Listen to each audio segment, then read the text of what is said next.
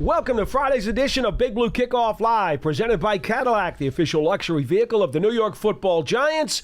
So glad you could join us for the next hour. He's Matt Citak, I'm Paul Dottino. And on this program, in addition to taking your calls at 201-939-43... what number is it again? 4513 201-939-45. I am so excited. We're talking Michigan today, folks. Mason Graham. We're finally going to get a chance to talk about Mason Graham today. Because we haven't ever talked about him before. Matt and I are the two biggest fans of Mason Graham on this broadcast team. You guys know that already. But we're going to get a real chance to do that. Of course, you also need to know that we are talking to you from the Giants podcast studio presented by Hackensack Meridian Health. Keep getting better. Without any further ado, we're not going to be the ones necessarily to talk about Mason Graham. We're going to have an expert to talk about the one and only defensive tackle from the Michigan Wolverines. Sam Webb is host of the Michigan Insider on WTKA Radio. He's also publisher of the Michigan Insider on 24/7 Sports. Pearson, he's ready to go? I don't think his number was in the document, so just give me a minute here. Oh, okay. So we'll just talk about Mason Graham. Then for a minute. that is known as a fumble. Okay, delay of game on us. We're going to go back to the huddle. We're going to reconvene and set the play, and then we're going to bring Sam Webb up. Now, what's interesting to me, Matt, and I don't know if you saw this, you know Lance Zierlein from NFL.com, who does a tremendous job every year of doing all the previews for NFL.com leading into the draft. He's one of a half a dozen or so awesome draft people who I have a great deal of respect for. A lot of these guys are underlings, but there's a half a dozen or so that are really great guys. Mm-hmm. You know who they are because we have them on the program all the time. Lance, we always talk to at the Combine. I could not believe when I saw that on his Michigan page, Lance Zierlein has Mason Graham as his third-rated Michigan Wolverine prospect. I'm not talking third-rated player in the draft. I'm talking third player on Michigan. Wow. Yeah, it's kind of crazy. I mean, you look at the prospects that the Wolverines have in this year's draft. They're good. They do have 3, potentially 4 first-round picks. Yeah. But, yeah, I was very surprised to see that, too, because Mason Graham seems likely to be a top, 5 pick? Yeah. 7 pick at the worst? So that was a little surprising to see as well. I noticed that this morning. Blew my mind. Yeah. Because I always like to take a look at what Lance has before we come on to the program. And when I saw it this morning, I was like, something's wrong. Wait a minute. I had to refresh the page. I think maybe that just speaks a little bit more towards the 2 guys he has ahead of Graham than Graham, as a negative towards Graham. That's kind of how I looked at it. 'Cause the other 2 guys above him on Zierlein's rankings, are also, top probably 15 I don't disagree with that. Picks. But come on, Mason Graham. I'm with you. I know. I was shocked. Sam Webb, host of the Michigan Insider on WTKA Radio and publisher of the Michigan Insider on 24/7 Sports. Sam, I cannot tell you how much Matt and I have been looking forward to this show because, as I've said to our viewers, we are the 2 biggest Mason Graham fans on this broadcast team. So I'm going to ask you 2 questions, and I want you to start your spot by answering these 2 questions. Number 1, why are we right to feel that way, that right under Hunter and Carter, he's the 3rd best player in this draft, period, end of story, regardless of position? And then I want to ask you to pick him apart and tell us why we may be a little bit overstating the case for this great defensive tackle. Well, first of all, I'm glad to be back, Paul. I don't think you guys are overstating. I can't make the case for you guys overstating it. I think that Mason Graham is a wrecking ball in the middle of the defensive line. I first watched him play in high school, and his team was playing Modern Day, and I was just shocked watching him because most of these guys, these big time guys, and you got to understand that Mason didn't start out as this highly ranked recruit. Mason was committed to like Boise State. He was underrated, under-recruited, under the radar, which was one of the things that I couldn't understand being a California guy. But he was under the radar. And he just made them pay attention to him because he was like on this sack tear in the state of California where he was just killing everybody. So I flew out to see him, and I watched him in this game. And so I'm expecting to just watch this guy on a defensive line just doing this thing against Mater Dei, who's the number one team in the country. And so I'm watching him on a defensive line, and just sure enough, he's doing this thing. And then I watch the guy run out on special teams. And then I watch him play every snap on the offensive line. And then he's on kickoff. And I'm like, wait a minute. This guy plays every special team, and he plays offensive line, and he has a motor on the defensive line that is unreal. It's like this guy is like a video game. It just doesn't happen. And how does a guy like this go under-recruited? And so, Michigan had done a great job of scouting because they got on him at a point where before USC really realized the error. So by the time they got him and they got him committed, USC tried to come back around and get him, and he was already entrenched because USC had passed on him. So, look, the guy has it all. He plays with extreme power and attitude. You wonder about a guy who is that big. I know he weighed in at like 295 or 297 at the combine. Look, Mason can play it as easily at 315 or 320 if you want him to. What did he play at? Seriously, any idea? I think he can play where you want him to play. You said, what does he play at? What do you want him to play at? That's what Mason plays at. Because I thought some people mentioned to me they thought he was a little light at the combine. He was training. He was training. If you want Mason to be 305, he'll be 305. Okay. If you want him to be 310, he'll be 310. It's just not a concern. It's just not a concern. It's the least thing. And so the guy, he can two-gap. He can be a three-tech. He can do whatever it is you want Mason Graham to do, he can do. I've watched him single-handedly destroy AD. Like, Ohio State wants no part of Mason Graham. He might be the biggest reason why Ohio State has the I can't beat Michigan national championship. That's what they have. The only reason they have a national championship is because they didn't have to play Michigan to get it. And Mason Graham destroyed their offensive line. Kenneth Grant did too, but it was mostly Mason Graham. It was just one of the most unbelievable displays of dominance, if you pop on that tape, that you will see. So he can rush the passer. He plays the run. He plays with attitude. He plays every snap. And that's the thing that you wondered about this past year was the snap count.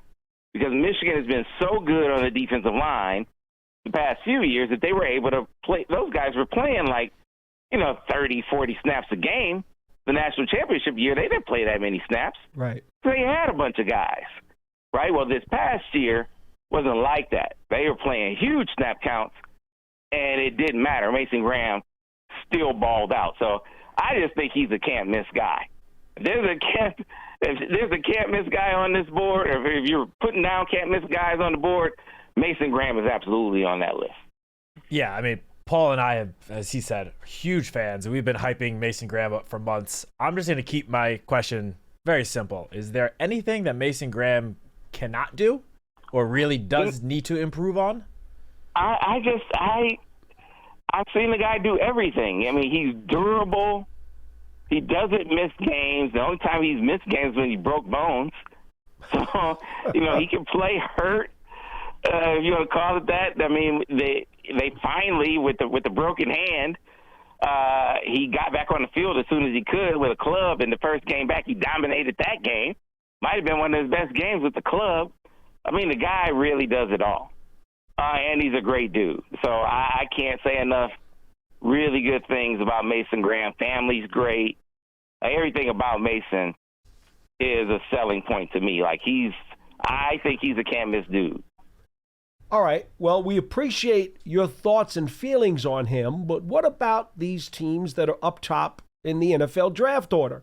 Do you get the sense that Cleveland may scap him up before the Giants do? Or, I mean, we think that between the quarterbacks and Hunter and Carter, he'll be the next one in line. But because the QBs always get pushed up, right? He's probably going to go somewhere in the top 5. That's what we think. Do you have a feeling? Are there whispers out there who the lead candidate is to take Graham? So, yeah, it really is highly dependent upon where the quarterbacks are going to go. I think Cam Ward, the consensus is, he's going to go. But how do you really feel about Shadur Sanders? And, you got some people who feel like he's absolutely a top 5 pick. And then you have others who feel like, nah, I'm just not really that sold. I think it's the big mystery. I think that I'm like you guys, Abdul Carter, Travis Hunter, Mason Graham. I actually think value-wise, proven player-wise, I personally think those are your 3 best players. But, quarterback's value is always going to be inflated. Sure. So if it's me, I think Mason makes it in the top 5, and it might not be to a team currently in the top 5, but it will be in the top 5. Mm-hmm.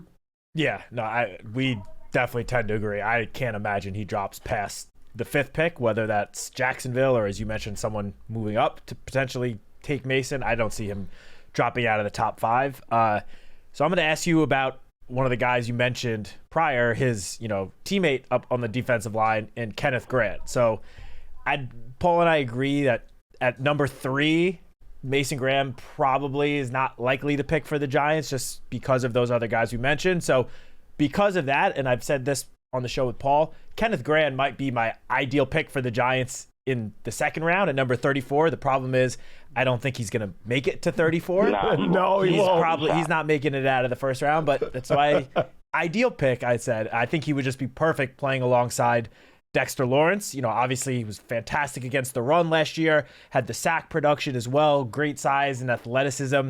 So is it fair to say that I guess the big knock against Kenneth Grant would be just that he maybe didn't show all of that dominance like as consistent as teams I guess would have liked to see?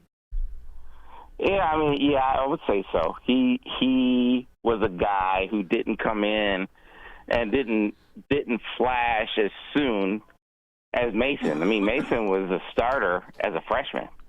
KG, it took him a little while longer. KG came in and he was they listed him at 340. I think they were being generous to him. He had to get his weight down.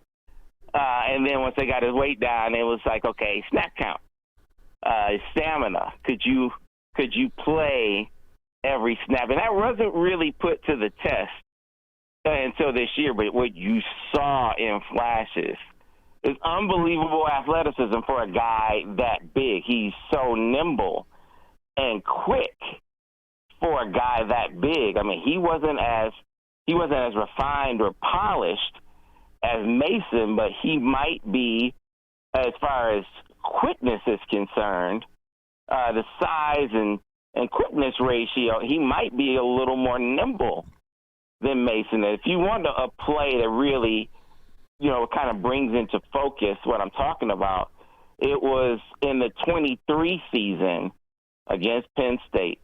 K-Tron Allen, their star running back. I don't know if you guys have seen the highlight, but the guy, he breaks into the clear. He's out the gate. He's about to score a 60-yard touchdown. And when I tell you Kenneth Grant got on this horse and he had the angle on him and ran him down from about 30 yards and ran him down from behind and got him. And the analyst is like, oh, that's a big play by K-Tron Allen. Like, this analyst needs to be fired because he did not sum up what was best thing about that play. And it's a 340-pound man running down Katron Allen from behind. That is his highlight. For that, they're going to play on draft day right now for Kenneth Grant. And if he can show he can play every snap, he's going to be a first-rounder, and that's what he showed this past year. He can rush on the interior. He played every snap. He showed durability. He wasn't as dominant as Mason, but he had dominant flashes. I can think of a game against Maryland in the national championship year where he was really, really good. He was good against Ohio State this past year as well, so he was good against big-time competition.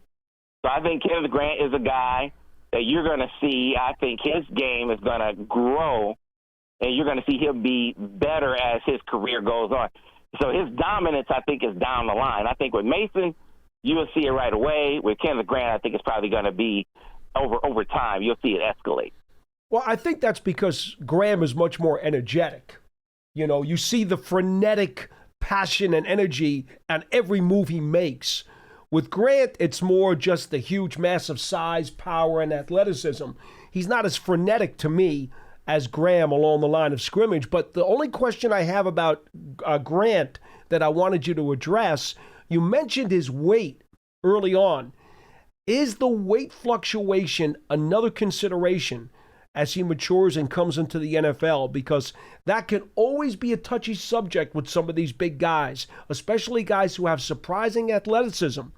If they wind up having some weight troubles, that athleticism goes away quickly. Yeah, it would be if he had weight troubles at Michigan. His Not weight at all? troubles predated his time at Okay. Michigan. Once he got to Michigan, his weight got under control. Good. So I think it was a matter of him getting in a strength and conditioning program and being on a real regimen. Michigan has strength and conditioning. They have a dietitian, and his weight was really never an issue once he got here. They just had to kind of show him the way. And once they did, he was really disciplined about it. I mean, I think that was one of the things that was one of the reasons why his arrow just kept, going in the right direction, was because his weight never became an issue where you might have thought it would be based on how he came in. So I get why you might have a question about it, but certainly it wouldn't be a question based on how things went in Ann Arbor. Good. So moving to the other defensive prospect that's going to hear his name called pretty early, the first night of the draft, Will Johnson. Main question for me is, obviously he missed the last 6 games of the season due to that turf toe injury, and then he had to miss Michigan's pro day a couple of weeks ago because of another hamstring injury. Now, I know he has a private workout scheduled for like a week or two from now. From what you've heard, does it seem like he's now healthy and, ready to go for that workout, or is there any sort of injury concern there still? Yeah, so my understanding of how things went, he was, the turf toe kind of set everything back as far as training was really concerned, to a point where when he really started getting ready for the combine, he just wasn't really ready from a full body standpoint. Could you have gone? Sure. Would you have been your best? No. I say if you aren't going to perform your best, don't do it. Right. It's kind of the deal. And same thing with the pro day. So I think as far as I can tell from what I've heard, I think the workout is gonna go. I think what you have to do with Will Johnson, if you're a NFL team, is you gotta go game tape, you gotta do your research, and you gotta not get fooled by just the sample space of the past 6-7 months and let that define who you think he is as a guy. Because what I've seen from Will Johnson is a guy that, if you want to talk about, hey, he's hurt all the time, I actually think one of his strongest attributes has been his ability to play at a high level banged up. Like he has played at an exceptionally high level banged up. His performance against Marvin Harrison Jr. In the 23 season, Yep. Yeah, he was banged up, and he played extremely well. His MVP performance in the national championship game, he was banged up. I think think he said he played 70%, 80% in those games, playing against those first-round draft pick receivers in those 2 games. So to me, I look at it and I say, especially in the NFL, you're going to have rarely are you going to be, once the season gets underway, playing at 100% clip. Who are the guys that can play with the nicks and the scrapes and the bumps and the bruises and play at a high level? And Will Johnson has shown to be one of those guys. Only when he had an injury that, obviously took him off the field, was he a guy that you had to say, all right, you know what, he couldn't really go. And that has not been the norm for him. So I guess I'm just totally sold on him being a big game guy. Came out of Michigan the leading guy in history in pick sixes, the same school that produced Charles Woodson. Wore his number. He came in as a 5-star guy. Wore Charles Woodson's number. You would imagine the pressure that you would have, the expectations that there would be on you coming in, and he lived up to every single one of them. That's another thing that says to me, this is a dude that can absolutely do it all. I think he can run. I guess I'll be most curious to see, can he run in the 4.4s? If there's a question, I think it's that. But he thinks the game at a pro level. He prepares at a pro level. He has prototypical size at 6'2 plus, really loose in the hips, great ball skills. And he is a big game player. When the lights are the brightest and you need a big play, Will Johnson makes it. I'll tell you, Sam, before the season ended, and it looked like the Giants were going to be obviously in the top 10, maybe somewhere in the top 6 or 7, they wound up getting number 3. But when they were looking in that vicinity, I was saying to myself, I'd be very happy with Will Johnson at 6 or 7. And that's really how I felt. Mm-hmm. Then I started, I understood the injury. I'm like, okay. I did see some missed tackles in some of his tape. And I wonder if that's because, as you say, there were a lot of games where he played well, he covered well, he was around everything he was supposed to do, but maybe he didn't finish off some of those tackles because he was banged up. So maybe that actually should be viewed as more of a plus in that he gave as much as he gave, even though he was hurt, and a lesser guy wouldn't have even been able to do that. Be able to be out there, yeah, because Will is a tackler. I guess one of the things that he brings to the table. He certainly is good in run support. He comes downhill. There's no question about that. There's a calculation. There's a calculus to when you play. You got to stay out there. Yeah, I get it. And so, absolutely, I get it now. Yeah, that's why I'm glad you're clarifying this, because I think that background is important to note when you see some of the missed tackles to understand what you're saying about him being battered and bruised. Go ahead, Matt. So let's go to the fourth first-round pick, likely first-round pick in Colston Loveland, tight end, so the other side of the ball. Obviously, big, talented pass catcher. Enjoyed plenty of success, the last 2 seasons at Michigan. His size, 6'5", is great. At 245, I guess is a little bit on the leaner side. So, do you think he's capable of playing consistently as a potential inline tight end in the NFL, or do you see him more as that big slot target X receiver type? Yeah, he played at Michigan. And so if you're a tight end in Michigan, you got to block, right? I do think that was a part of his game that really had to progress. I think that he heard that early in his career because his high school career, he's from Idaho. He started out as a wide receiver, and he moved inside to tight end later in his high school career because his body kept growing. And, there was a realization that you're going to be bigger and that you're going to be more unique as a guy at tight end, that with this kind of receiver ability.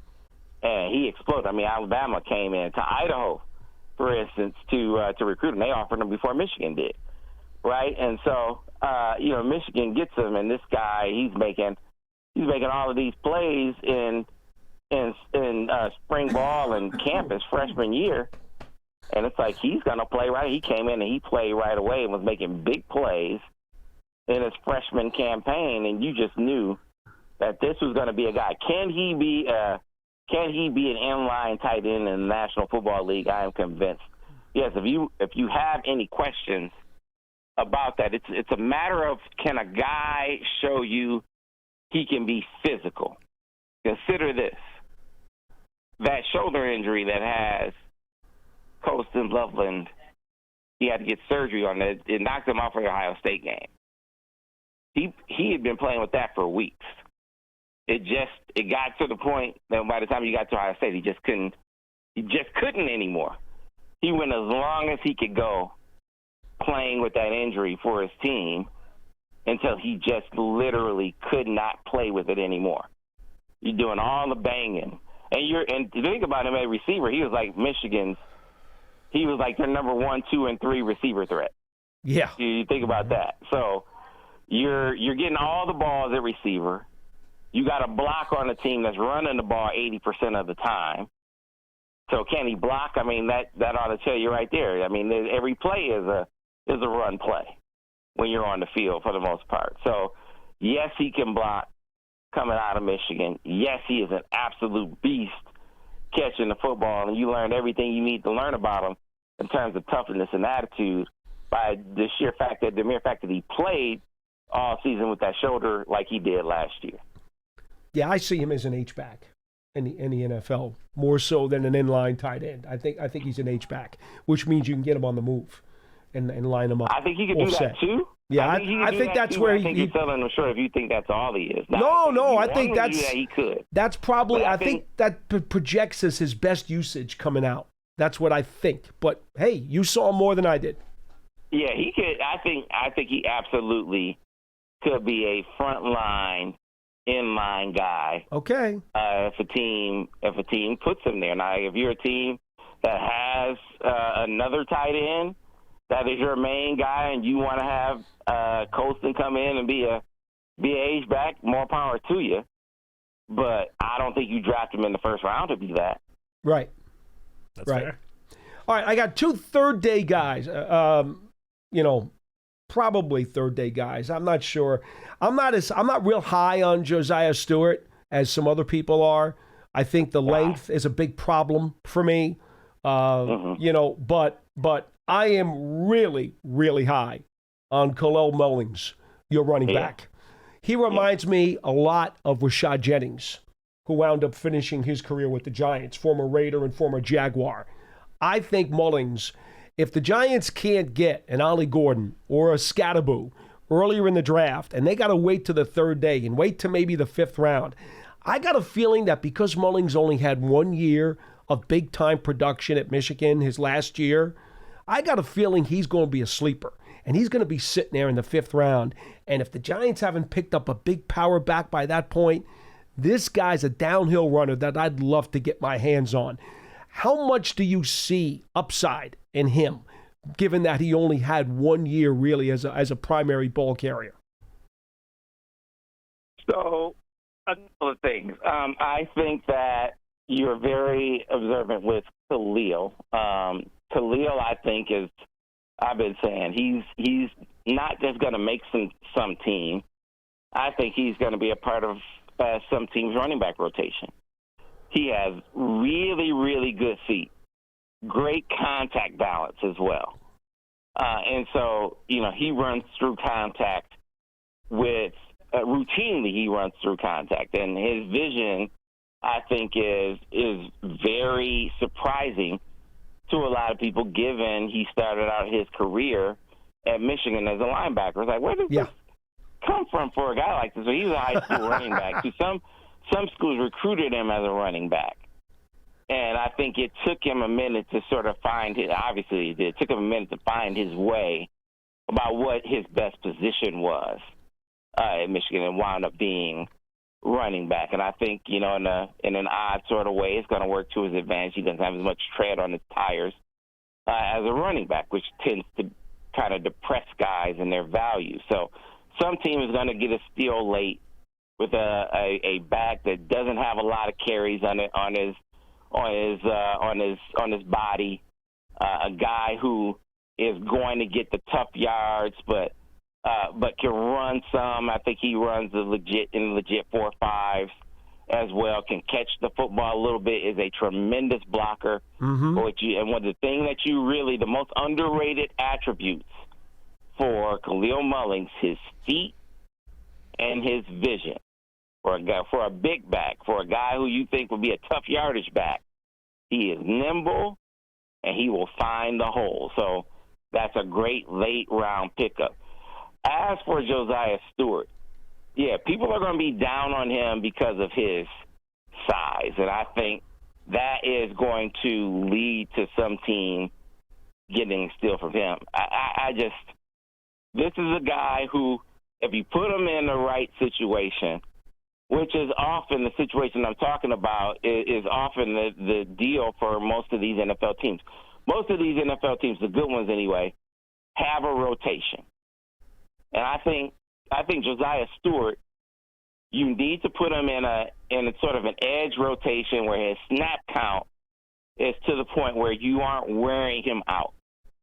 And that's what I would worry about most with Josiah Stewart, because I think the guy at about 6'1", 250 he is a dude that can be in spot. He can wreck a team in spots, and I've seen him do it.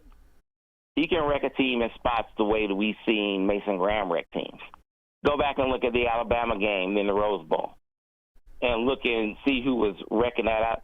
The first-round pick out of Alabama, the offensive lineman, his name escapes me. Josiah Stewart bench pressed on the play that ended the game. Josiah Stewart bench pressed that guy into the backfield, into the ball carrier to end the game. That guy was a first-round pick last year. I was like, they didn't show this tape to whoever picked him, because it was unbelievable. It was an unbelievable play with the game on the line. His speed to power move is like, that's how you teach it. He plays with great leverage, great power, and explosion. He has all the moves. What you worry about with him is, if you were to ask him to play like every snap, is it going to be that? That's why I say it needs to be a part of a rotation. If you put him as part of a rotation, I think you get that. If you make it be every single snap, every game, I don't know if you get it to that level. That would be my concern. Okay, and last one for me. We touched on one of the running backs in Khalil Mullings. Obviously, there's another one who could go sometime on day 3, Donovan Edwards. I guess just real quick, how does Donovan Edwards' game differentiate from Khalil Mullings, and what do you think Edwards' ceiling is in the NFL? Totally different guy. Donovan Edwards, I think if you look at him last year, I think he put on about 10, 15 pounds to be more of a bell cow back. That's not him. I think Donovan needs to play at about 200 pounds. And, he is more of that.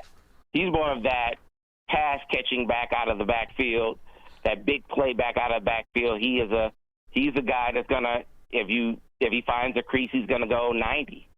He has game-breaking speed and game-breaking ability. He has wide receiver skills at the running back spot. He's not meant to be a guy who's carrying the ball at 215, 220 pounds like he tried to be last year. So, again, I think if a team kind of goes back and looks at his tape over his first couple of years and watches when they had an offensive coordinator that actually threw him the ball, they didn't have a coordinator that did that last year, you see the best of Donovan Edwards, and you see how a team, like the New Orleans Saints, you slide him into that role with the New Orleans Saints, you would have that Donovan Edwards, who would be great in that kind of role on a team like that. All right, final thing, real fast, Sam. Give me 10 seconds on this guy before we let you go. Miles Hinton, the offensive tackle, his pop, Chris Hinton, was a multi-time Pro Bowl player in the NFL with the Colts and the Falcons. We know that. So the pedigree's there, the size, the frame, the length of over 34-inch arms, the wingspan, ridiculous. But, he's right now a late third-day guy, so he's obviously going to need some coaching up. But as a flyer, with a guy who's got that kind of size and traits, I'm going to suspect that someone's going to take a stab at him. Yeah, I think that's the thing that you're looking at. You're looking at his pedigree. You're looking at his size, which you can't teach. I think that he has some things that you can work with, being that he can play on either side of the offensive line. So you like that. You just want to see it. You want to see it every snap. You want to see it. You want to see the durability piece of it as well. But if you get those things, there's a chance that Miles Hinton could be a guy that is a lineman that winds up being part of a rotation on an offensive lineup. A backup lineman, maybe in time, even a starting lineman down the line in his pro career. All right, that is Sam Webb from the publisher of the Michigan Insider on 24/7 Sports. Sam, where can people find your stuff before we send you on your way? You can find me on the MichiganInsider.com. Great. Sam, thank you so much for your time. Appreciate it. And, whatever happens, there are two guys here in East Rutherford who absolutely love Mason Graham. Well, hey, listen, all of East Rutherford will love Mason Graham if he drafts him. I guarantee you. Your guys, just tell you, if you guys got a line into the front office, the GM, he wants to make a can't-miss move, take Mason Graham. He will, I guarantee you, he'll have a big-time season. All right, Sam, take care. Enjoy. Thank you, Sam. All right, Thank man. you so much. Wow. Real detail.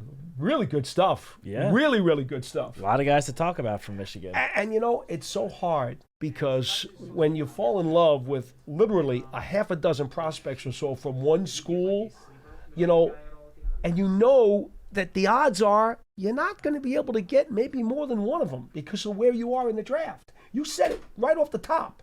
They're not going to get Grant at the top of the second round. They could take Mason Graham at 3, but that's probably too rich when you consider Hunter and Carter might be there. So already you wipe them off the board.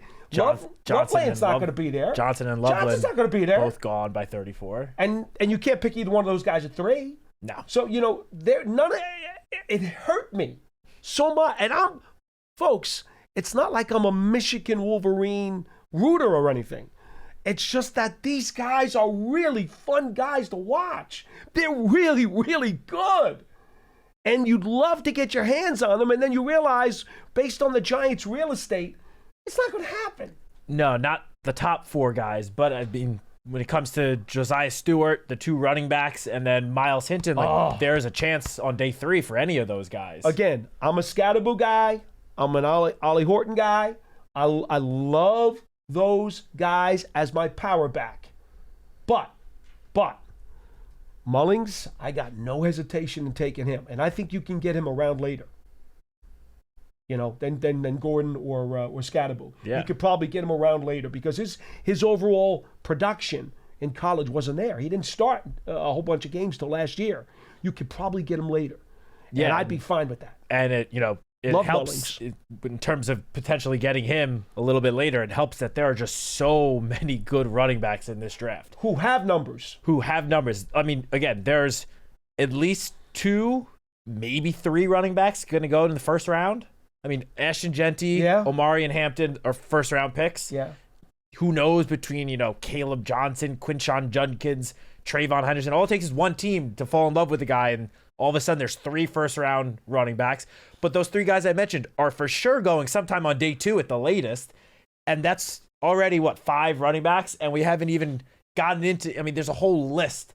I've written about this on Giants.com that I don't think this year the running back class is going to break the record for most running backs taken in a draft, but I do think it will be the most running backs taken in a draft in a long time, in 20 plus years. It's going to come close to reaching that record number this year because there's just so much talent that it's going to push guys further and further into the draft. There are teams that are going to take a running back on day 3 that will be getting starting running backs on the 3rd day of the draft. Well, as I've said so many times before on this program, there are so many fellas in that spot who have a make it grade. Now, that's a lot different than saying they're going to be blue chippers or they're going to be course. consecutive year starters. That's different than saying, hey, this guy can make it in the league. He belongs on a 53. There's a slew of them. Oh yeah, it's slew of it's them. one of the deepest positions in It this really draft. is. You know, we spent a lot of time talking about defensive tackle and edge rusher. I would say running back is just as deep in this draft as those two. And the beauty of this is, okay, if you're the Giants, and again, my philosophy is always I'd like to have one bully in my running back room. One guy who's just downhill, hard-nosed, you know, who's got the snot bubbles coming out of his nose. I mean, I just want that one guy who's just forget about what it looks like. I don't care about the fanciness. I don't care about the speed. I don't care about the jukes. This is a guy who's just going to ram it up in there, and he's going to hurt some people. You know, he's just going to break tackles and push the pile. I want one of those guys in my running backs room every time. I don't think the Giants have one right now. With all due respect to Singletary, he's not that guy. No, he's like Singletary is like I like to describe him as like a little bowling ball. Like he is bowling ball size. He's not that He's big. more like a towering bocce ball guy. than a bowling ball. Ask your grandfather about that. He's got some stocky to him though, for sure. All right. But I do think the Giants, you know, could take a chance and add, you know, a potential day 3 pick to the running back room and at least create some competition for, you know, the Eric Gray, Dante Millers that are currently in the room. You know, it never hurts to add more talent to a room like that. And most teams today, when they're looking for a running back, they're looking for the guy who's got some speed and some quicks and a guy who can catch passes. They want the multi-dimensional stuff. I think the Giants have guys right now on this team. Oh yeah, Tyrone Tracy can do it all So already. So for me, my missing component is probably the traits that many teams are not going to be looking for. So when you get a guy like this who is just a down and dirty, blue-collar, downhill runner, just wants to force his way forward for a couple of yards, a lot of teams are not going to look at him and say, oh, whatever, yeah, just throw him to the side. I think you can get a real steal by getting great value with him later on in the draft. I really believe that. I'm with you. All right. 201-939-4513. Pearson, I remember the number this time. How about, I was just so overcome with excitement. The fact that we were going to get a chance to talk about Mason Graham.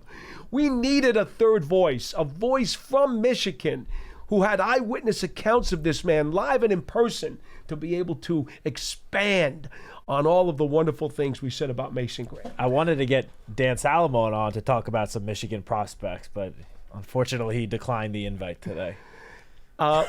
You need to go upstairs after this show and make sure you play some of that back for him on the computer.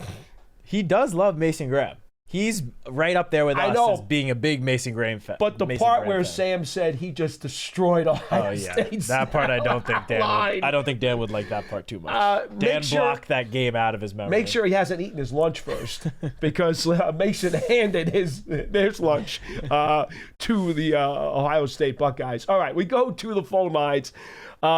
Is it Tashia from Brooklyn? You are first on the show, and I know we're getting to the calls really late today, and I apologize. Yeah. The Wolverines just have so much talent. I am sorry. Hello, how are you? Doing well. How's everybody? All right. We're good. Good. Yeah, this is Tasha from Brooklyn, by the way. Tasha, okay. There's an I here on the computer, but I am sorry. Pearson has misspelled your name.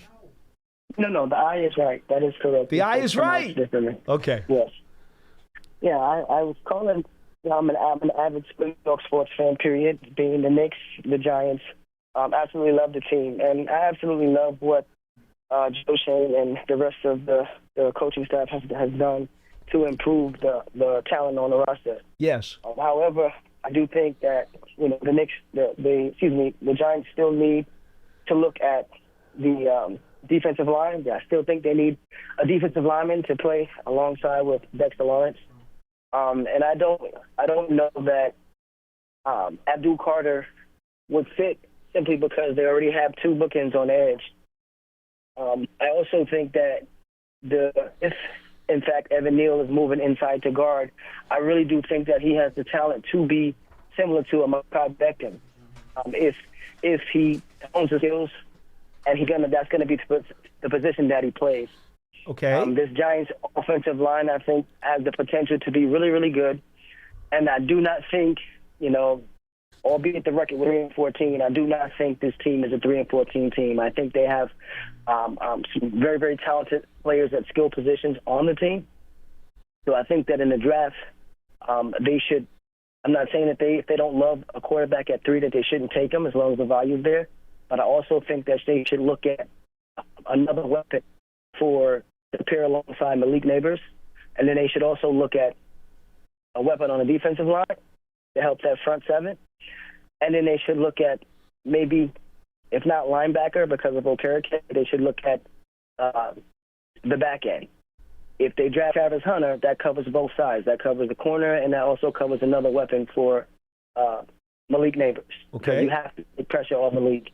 And then if the hidden weapon in all of this is that big tight end they have, who I think is very talented and just needs Theo Johnson. Needs guidance.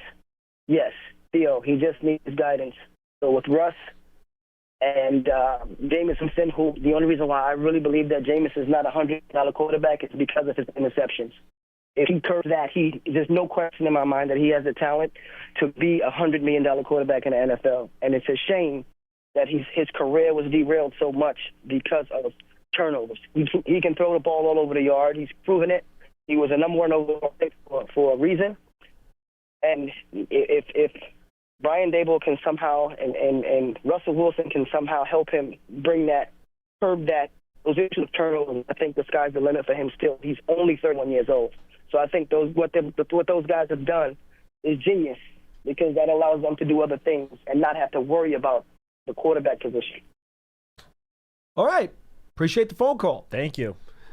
I have not done the research on this, but I invite the caller to do it now that you've hung up, or anybody else for that matter.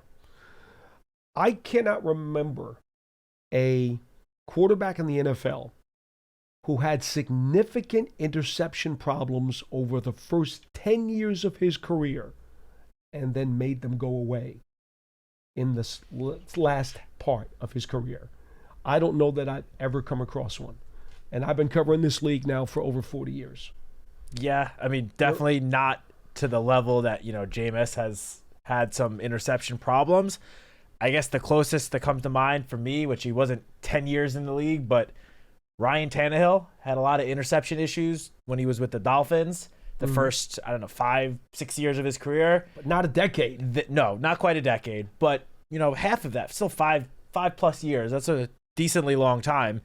And then he went to the Titans, and I wouldn't say he completely, transformed his game, but for the most part was able to curtail those interceptions much more significantly than he did in Miami. Again, his ceiling with the Titans, I wouldn't say was that high. So it's not like, all of a sudden he became some all-pro amazing quarterback, although he did have one very strong season in Tennessee. Yes, he did. That's the closest I can think of. But again, that was not a full decade in the NFL of interception problems. As we've spoken about prior to the signing, when you sign Jameis Winston, you sign up for the Jameis Winston experience. And it is a roller coaster ride where he will have some amazing jaw-dropping plays that will make you remember that he was the number 1 overall pick. And then he's going to have some plays that reminds you of, he's also the only quarterback to ever throw 30 touchdowns and 30 interceptions in a season. It's the experience. That's what comes why with it. He was signed as a backup here. Yeah. He was not signed to start. He was signed as a backup. The only thing that I warned the caller of, I appreciate that you want to give Brian Daboll a lot of credit and you want to say maybe he can fix him. That's quite a unique thing that you're asking him to fix after a decade of NFL football to suddenly make that disappear. I think that's probably a Herculean task for anybody, even Brian Daboll, who you have great respect for, and so do we. That's all I'm saying. Look, in an ideal world, Jameis Winston doesn't see the field at all this year because that means Russell Wilson is playing at a high level. And the doesn't Giants get hurt. are winning games. He's healthy. Yeah. So in an ideal world, Jameis Winston just doesn't even see the field at all unless it's in mop-up duty this season. And can be a great teammate. Yes, I mean, we already know he is a great locker room presence. Exactly. No doubt about that. Exactly. Fabian in Manhattan, you're next on Big Blue Kickoff Live. Hello. Hey guys, thanks for taking my call. Yes, sir. I just have 2 things I would like to hear your perspective on. As far as the draft, I would like to hear really quickly, like, obviously defensive tackle is a priority, but I want to hear what positions you guys think are the priority, which parts you want to go after for depth, and if there's any luxury positions that, like, could you see one of the top guys, like, let's say safety, Malachi Starks falls to us. Obviously, we have 2 starting safeties, but, it would be a luxury to pick them up. But any other positions you could see something like that happening? All right, Fabian, thanks for the call. We'll answer your question. We've gone over this a lot, so I'll just let you wing away. Yeah, so obviously quarterback is still somewhat of a priority. Of course, after the signings of Russell Wilson and Jameis Winston, it is no longer the number one top priority that it was just a couple of weeks ago. But as Joe Shane has said, as Brian Dable said, if the Giants have an opportunity to draft a quarterback who they believe can be their long-term franchise quarterback, whether it's at number 3, on day 2, or whenever, they're going to jump on that opportunity. So quarterback, still a priority. I wouldn't say it's the top. For me, the 2 top priorities, as Fabian, as you mentioned, defensive tackle. I still want to get someone to play alongside Dexter Lawrence. With Rakeem Nunez-Roches and Roy Robertson-Harris, if you draft a defensive lineman, a defensive tackle, let's say at pick 34 or 65, the presence of those 2 guys makes it where that rookie will not be, necessarily relied upon to step in day 1 and be a big difference maker. It kind of gives him a little bit of time to grow and hopefully, develop into that starter that can grow alongside Dexter Lawrence for years to come. So definitely, we've spoken about this. That pick number 34 just looks prime for best player available meeting team need at defensive tackle. So that would be one. I would say interior offensive line as well, with another one of those day 2 picks, with the bringing back Greg Van Roten, with Evan Neal potentially moving inside. It's not quite as big of a priority, again, as I would have said, a month ago, but Greg Van Roten is not the long-term solution at guard. So if you could get someone that, again, won't be rushed into the starting lineup day 1, but has the opportunity to grow behind these veterans and hopefully one day take over that starting right guard position, that is something that I would certainly look at. And in terms of, I'll just give one, I guess a luxury position, a luxury pick. I guess I have 2. I would say tight end, just because this is a very strong tight end class, and it is. And while I'm fully confident in Theo Johnson, and I think he is more than capable of being a number 1 tight end in the NFL, it wouldn't hurt to have a running mate for him that could also potentially, be a number 1 tight end in the NFL. So that would be one.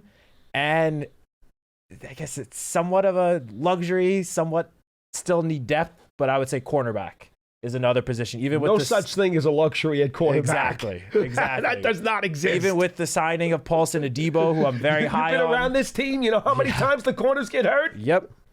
I like Paulson Adebo a lot. I think despite somewhat of a down season for Deonte Banks this past year, I'm not even close to giving up on him, because he flashed enough as a rookie where I still think there is some good football in him. And he's going to have less pressure now as the number 2 cornerback, with Paulson Adebo likely, lining up against the opposing team's number 1. And I like Drew Phillips a lot. Obviously, he was great as a rookie.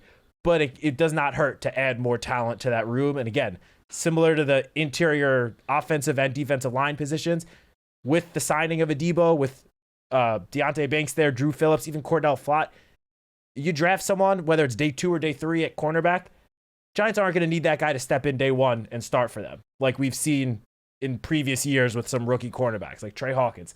That situation is, barring injuries, just not going to happen. If they draft a cornerback, he's going to be given time to develop his game, to get accustomed to NFL speed, lining up against NFL wide receivers, and hopefully grow into a nice depth and maybe down the road starting piece at cornerback. Well, that's what you hope. Yeah. I mean, if you draft Travis Hunter and one of your 2 starters gets hurt, I think you feel better about having to throw him into the fire than somebody else. Yeah. Well, if you draft Travis Hunter, you also have the luxury of going into the at least training camp being like, we can line them up on either side of the ball. I know. Let's see what happens with I the know. other guys at these other positions and then make a final That's decision. why we like him so much at 3. Yeah. Couple other notes to keep in mind. As far as the quarterback is concerned, I said it on the show the other day, and I am now locked in on it. I'm going to say it again one more time. I would not take a quarterback at 3. Dart is the only prospect quarterback I would take. My 2 project quarterbacks are Tyler Shuck and Kyle McCord. Otherwise, if I don't get one of those guys, I'm fine not taking a QB this year. That's just the way I'm playing it. It is one of the options. I know you would rather take one. John would still rather take one at some point. I'd be okay with taking one, but I'd also be okay with not taking one. That's fair. You know? Jalen Milroe at like 65, that would be like the ideal pick for me. I talked to Because it's not as much pressure as taking someone at 3 or even 34. Gives him time to grow. I just that would be a traits pick. You know what's he's got the interesting? size and athleticism. See, the thing, like John and I discussed this, he goes back to the Cordell Stewart days, right? Mm-hmm. You could be a good team that doesn't even need a quarterback. Take him and make him a package quarterback or a gadget quarterback where he might only play like Taysom Hill, play 5 or 6 snaps a game at quarterback just because, like what they were going to do with Hurts and Wentz in Philly, right? We talked about that with John yesterday too. And you could use him in that capacity. Be a good team that doesn't need one. Take him and use him as part of the spice in your offense. And then down the road, decide what you want to do with him. Because he has such great athleticism and speed and legs and some size where long term, he may not even be a quarterback. Who knows? But if he turns out to be, well, then that's fine too. You already got one. So I could see some team taking him higher than his grade may deserve. Just because there's a potential that they could add some very spicy stuff to their offense right away with some gadget stuff. Yeah, but I will say, this past season, his passing, I think it's fair to say, took a little bit of a hit. But 2 seasons ago, he looked great as a quarterback. He went into this past college football season as, being projected as one of the top quarterbacks for this year's draft. Obviously, the production did not follow him this past season, but it was there 2 years ago, playing in the SEC at Alabama. He's got all of the traits that you could ever want in an athletic quarterback. And if you're telling me that, like, the worst is he develops into a Taysom Hill, sign me up for a Taysom Hill, player on day 2 of the draft. Because Taysom Hill obviously has been one of the most valuable pieces to the Saints offense the last couple of years. There is stuff. But I do still think Jalen Milroe could do with him. I still think Jalen Milroe can succeed as a quarterback if given a lot of time to really grow and get accustomed to the NFL. He will need a lot of development. He cannot development. be thrown in day 1. That's not going to go over well. All right, final thought. Medical checks. We have talked so much about Abdul Carter and his foot situation. Well, we also know that he missed his pro day at Penn State because of a alleged shoulder thing as well. His agent, Drew Rosenhaus, pulled him out of the pro day. Well, indeed, next week, the medical checks are going to come in for the NFL teams as all of these players who had some type of red flag or yellow flag at the combine go back to Indianapolis for 2 days of medical rechecks, not checks, medical rechecks. It will be very interesting to see what happens with one Abdul Carter in Indianapolis with the medical rechecks the middle of next week. A lot of teams, especially high, are going to be looking at those medical rechecks with a microscope. Yeah, that could have a very, very big impact on how the top of the draft plays out, because obviously he's one of the favorites to go number 2 to Cleveland. If his medical, causes some red flags and the Browns decide not to go Carter, that could change how the entire top of the draft plays out. So that'll be very big. And the other big thing is actually going on right now, which is the Colorado Pro Day, with obviously Shedeur Sanders, Travis Hunter. I don't think neither one of them are doing the full allotment of drills. Shedeur is throwing. I've seen mixed reports about what Travis Hunter is or is not doing. I don't for him, there's not much of a reason to do anything because he seems locked into the Because he does it all. top 3, maybe top 5 at the absolute lowest. But there is another wide receiver prospect at Colorado going on right now that is impressing scouts. I've seen reports about some of his numbers. Will Shepard. And I bring him up because he is a former Vanderbilt wide receiver. Had 4 years at Vandy, just transferred to Colorado this past year. Continued the success and production he had. But this guy's 6'3", 203 pounds, and ran in the mid 4.5s with a 40.5-inch vertical.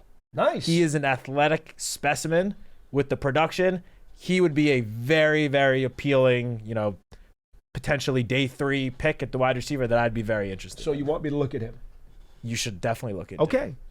Thanks to Sam Webb from the Michigan Insider from 24/7 Sports. Pearson, a quick check on the huddle. What's coming up today, if anything? We've got Matt Citak up right now from Sports Info Solutions, former NFL scout. He just talks about data and how evaluating some of these top prospects. Great stuff as always. So John Schmelk takes care of that stuff on the huddle. We invite you to check that out as well.